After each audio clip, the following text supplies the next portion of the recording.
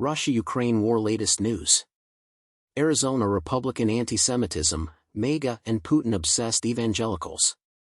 The GOP's Putin wing poses a growing threat to the U.S., as Putin supports Hamas and terrorists against Israel.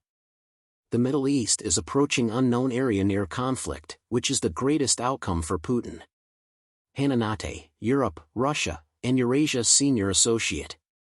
A Washington-based Center for Strategic and International Studies program wrote about X, formerly Twitter, in a Radio Free Europe article. Russia and Hamas have a long history. The Soviet Union viewed the Middle East through a rigorous ideological lens during the Cold War. The KGB, the Soviet security agency, supported and armed anti-Western terrorists and militant groups, including those aiming to destroy Israel. Apparently, Russian propaganda has infected a good chunk of Republicans. This foundation extends to state houses and senates nationwide. Last month, a significant percentage of the Republican Party opposed supporting Ukraine and supported Russia, leading to the danger of withdrawing aid. Republican Arizona legislators opposed Ukraine funding. Some moderate GOPers are resisting. House Intelligence Committee head Mike Turner stated in a CNN interview that Russian propaganda had permeated Congress, citing Republican colleagues' misleading comments on the floor. Russia is directly attempting to conceal anti-Ukraine and pro-Russia sentiments, even on the House floor, the Ohio Republican told CNN's Jake Tapper on State of the Union. Michael McCall, the Texas Republican who chairs the House Foreign Affairs Committee, blamed Russian propaganda for infecting the Republican base, threatening Ukraine aid, and causing the divisive vote to oust Speaker Johnson, who supported aid to Ukraine. In response to Tapper's propaganda comment, Ohio Representative Mike Turner, who chairs the House Intelligence Committee, concurred. "Oh, it is totally true," he said. Former Wyoming Republican Representative Liz Cheney, who opposed former President Donald Trump, called the GOP's Putin wing a menace to the U.S. Republicans are deeply divided. While some are determined to support Trump, others are concerned about the Republican Party and are clinging to their past beliefs. Earlier this year, Kentucky's Thomas Massie praised Tucker Carlson for his softball interview with Russian President Vladimir Putin. CNN called the Putin interview a propaganda victory. Trump's MAGA leader's antisemitism in Arizona. What will Donald Trump's foreign policy be if elected? The Americans may not want to. In response to Hezbollah's strike on Israel, Trump praised their intelligence. "You know, Hezbollah is really smart," Trump continued. "They're all smart." Russia, Iran, China, and other allies of Hamas, including Lebanon, Syria, Iraq, and extremist groups like Al-Qaeda and the Islamic State, are using state-sponsored media on major social media platforms to support and elevate Hamas.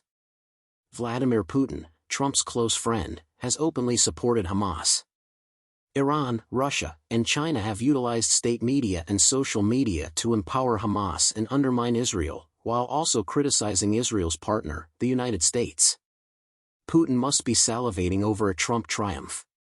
Putin, who met with Hamas officials after the battle, viewed the conflicts in Ukraine and Israel as a larger struggle against American global control.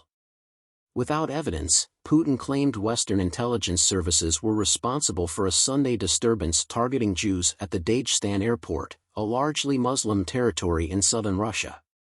The Carnegie Endowment for International Peace states that the Kremlin has maintained a close relationship with terrorist organizations, such as the Taliban in Afghanistan, when it benefits its objectives.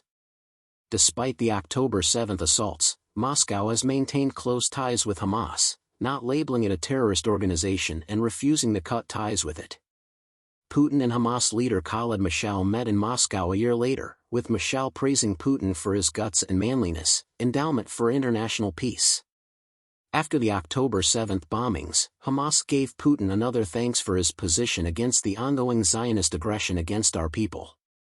Several Arizona candidates have supported anti-Semitic politicians and used anti-Semitic language during midterm elections. Lake, Fincham, Masters, and Hamadeh have all been on record with anti-Semitic speech, but 66-year-old Senator Wendy Rogers is eager to erect the gallows for America's Christian foes. In an Arizona Republic piece, Lori Roberts reports that Maricopa County Supervisors Chairman Bill Gates and Vice Chairman Clink Hickman criticized Rogers, urging corporate, community, and political groups to condemn him. Rogers falsely accuses those who disagree with her conspiracy theories of being Soros puppets, traitors, or communists, according to a joint statement. She has stated her ideas, including the need to hang political opponents and anyone we disagree with. She promotes anti-Semitic, racist, and homophobic statements. She apologizes for Putin and blames our allies.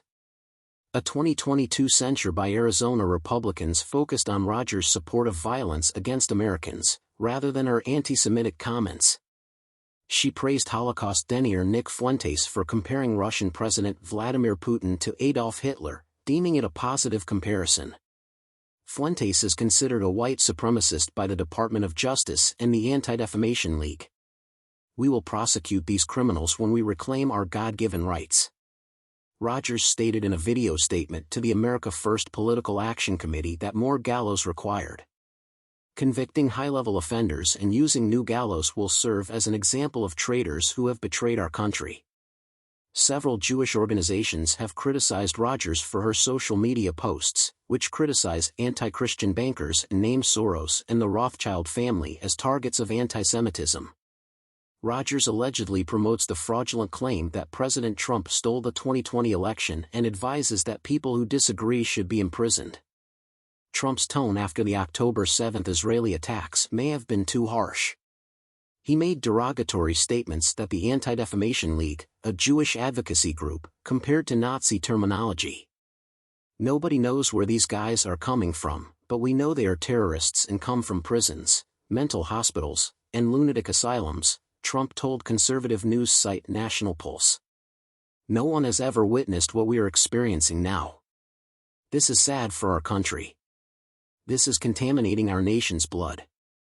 Trump's statement about poisoning the blood of our country echoes Hitler's accusation that Jews were causing blood poisoning in Germany.